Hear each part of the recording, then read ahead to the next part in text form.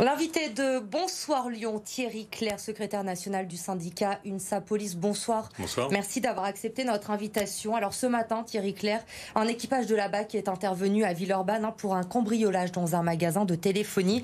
Il s'est retrouvé, cet équipage, face à plusieurs individus. L'un de vos collègues en a poursuivi un qui a tenté de le suriner au niveau du torse avec un tournevis. En essayant de l'éviter, le tournevis s'est planté dans sa main, mais ça aurait pu être évidemment beaucoup plus grave, cette intervention. Et ça fait écho, bien sûr, également à ce qui s'est passé cette semaine, la mort d'un policier à Avignon. Les attaques contre les forces de l'ordre, elles se banalisent, malheureusement, j'ai envie de dire, ces derniers temps. Écoutez, disons qu'elles augmentent considérablement. On l'a vu lors de ces 20 dernières années. En l'espace de 20 ans, les violences contre les policiers ont doublé. Donc ça, c'est une réalité comptable. Je veux dire que vivent nos collègues sur le terrain. Vous l'avez dit, par rapport à ce qui s'est passé cette nuit, enfin tôt sur le matin en tout cas, des policiers de la BAC qui interviennent, qui font leur boulot, sont face à des individus en tout cas qui sont en train de commettre un cambriolage. Et je veux dire, voilà, c'est une action violente à l'endroit d'un policier, alors que finalement, l'individu aurait...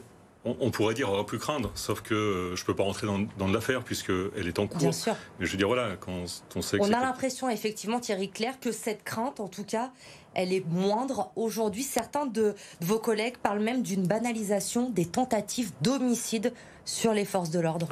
C'est vrai que les jeunes délinquants, déjà, n'ont plus peur des policiers. Aujourd'hui, la police ne fait pas peur. Elle fait peur pour les citoyens, les honnêtes gens, les honnêtes citoyens qui, effectivement, craignent la police. Mais aujourd'hui, malheureusement, je dirais, vis-à-vis de la société qui évolue, vis-à-vis aussi de la réponse pénale qui est beaucoup trop lente, qui n'est pas assez forte, bien sûr, on arrive, et vis-à-vis aussi de l'éducation, dans tout un tas de choses. Je veux dire, on ne peut pas simplement résumer ce qui se passe à l'action de la police, à l'action pénale et au reste. Mais je veux dire, ça contribue. Et quand vous avez une action pénale, quand par exemple un policier interpelle un jeune délinquant, et qu'il faut attendre entre 8 et 12 mois avant que la comparution devant le tribunal puisse se passer, effectivement, il y a un problème. Entre-temps, ce jeune, qu'est-ce qu'il devient? Il retourne dans son quartier, il est livré de nouveau à son entourage, et de nouveau, effectivement, il va être entraîné effectivement dans cet engrenage de la délinquance. Quand derrière, vous n'avez pas de famille qui encadre, quand vous n'avez pas de tissu social qui existe, je veux dire, le policier se retrouve systématiquement,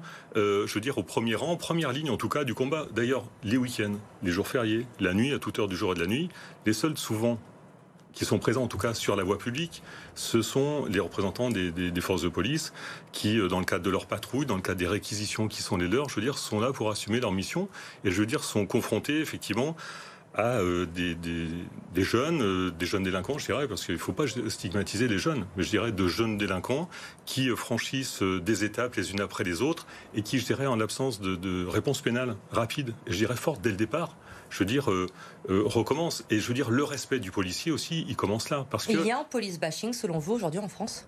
Oui, il y a un police bashing, c'est une triste réalité. Malheureusement, effectivement, on le sait. On ne va pas nier qu'il n'y a pas des manquements dans la police, qu'il n'y a pas effectivement des manquements qui peuvent se commettre. Ces manquements, ils sont marginaux, ils existent. Quand ils existent, ils sont sanctionnés de toute façon et condamnés. Cela étant, on le voit dans le cadre, et notamment en diffusion sur les réseaux sociaux ou autres, le buzz qui est fait systématiquement par rapport à des images qui sont diffusées en boucle des centaines de milliers de fois.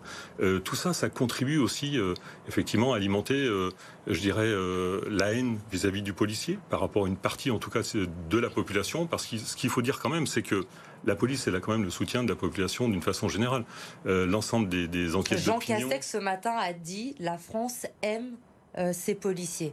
Bien sûr, d'une façon générale, les enquêtes d'opinion le démontrent. Près de 70% des personnes interrogées, et je veux dire, c'est pas seulement sur des enquêtes d'opinion récentes, depuis déjà des années, je veux dire, vraiment sont satisfaits ou apprécient effectivement, et de toute façon ont besoin, parce que les policiers répondent toujours présents. Après, je veux dire, il y a cette complexité que l'on rencontre dans le cadre de notre société, où, je veux dire, on parle très souvent d'ailleurs plus des droits que des devoirs. La procédure pénale qui s'est considérablement alourdie tout au long de ces années, où je veux dire, quand vous avez 10 minutes ou un quart d'heure d'intervention sur le terrain, derrière c'est 2, 3, 4 heures de procédure, de rédaction de procédure pour simplement les premiers éléments de la procédure.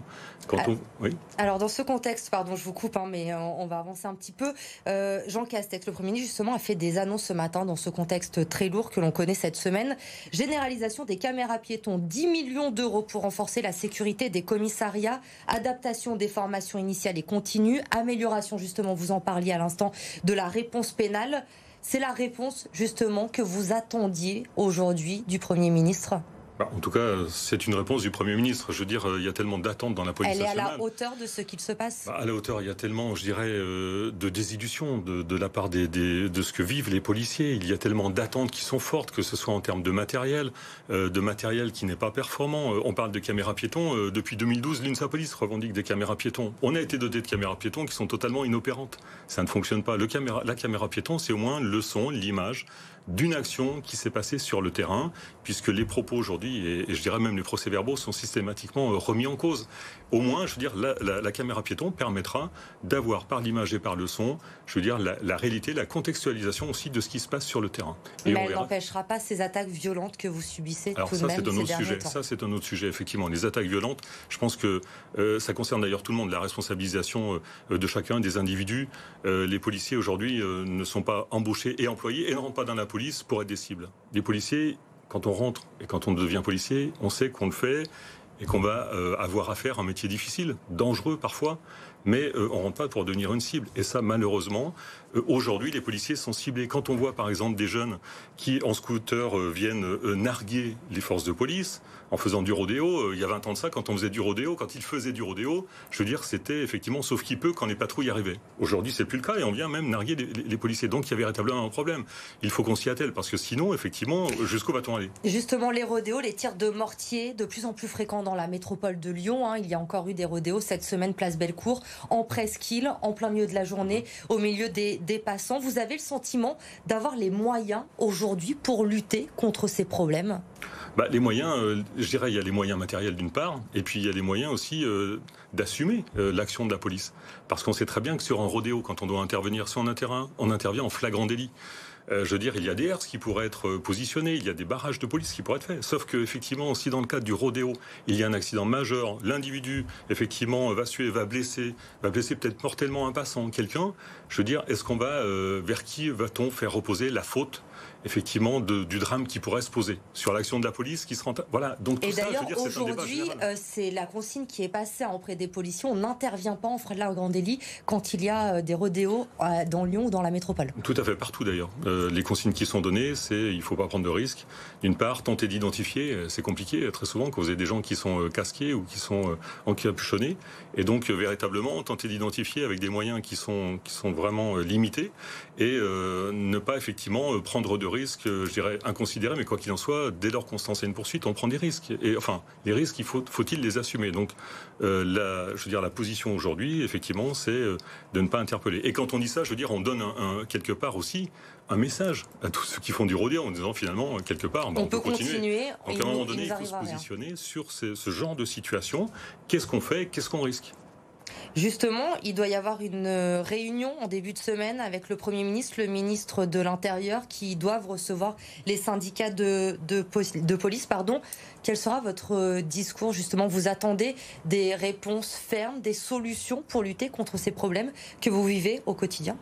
Oui, effectivement, on attend des solutions.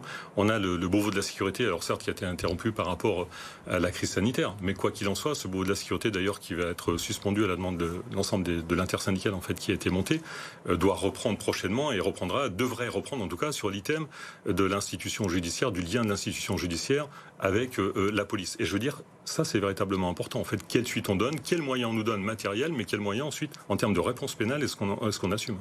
Un dernier mot rapidement sur la guerre des stupes également. Je voulais qu'on en parle. C'est une priorité du gouvernement. On le sait, démanteler les points de deal. Il y en a eu un démantelé encore cette semaine à Rieux-la-Pape. 3 hommes ont été condamnés. On en est où sur le sujet dans la métropole? Écoutez, c'est les points de deal, je veux dire, il y en a à Lyon comme il y en a partout, dans la métropole comme partout ailleurs, je dirais, sur l'ensemble du territoire, et je dirais même en Outre-mer, bien davantage d'ailleurs, quelquefois, malheureusement.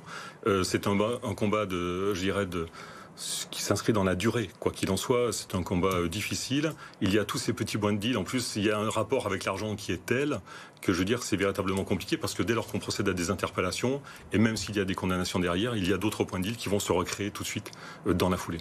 Merci beaucoup Thierry Clerc d'avoir été notre invité. On rappelle également cette marche citoyenne qui aura lieu le 19 mai en hommage évidemment au policier qui a été tué cette semaine à Avignon. Merci à vous d'avoir été notre invité ce soir.